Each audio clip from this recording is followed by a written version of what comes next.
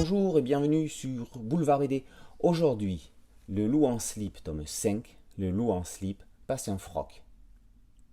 Le loup est furax. Tout le monde porte le même slip que lui. Pas question de faire comme les autres. S'ils ont tous un slip rayé rouge et blanc, lui, il s'en passera. Il brûle toute sa garde-robe, sa garde-slip. Mais il y a juste un hic. Tout nu, il fait tout froid.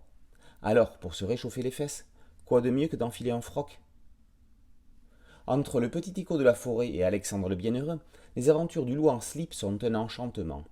Publiées en parallèle au Vieux Fourneau, elles ont été imaginées, dixit Wilfrid Lupano, pour expliquer aux enfants que le business de la peur profite à des gens.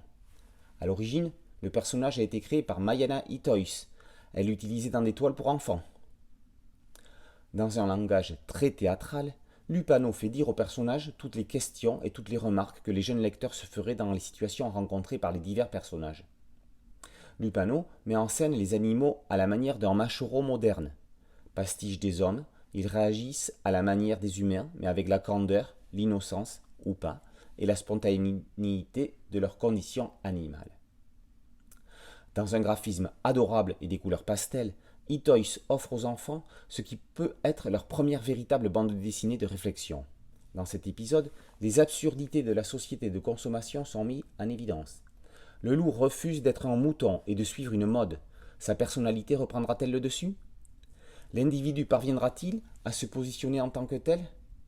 Les jeunes lecteurs vont apprendre à faire leur propre choix en dépit d'un mouvement d'influence.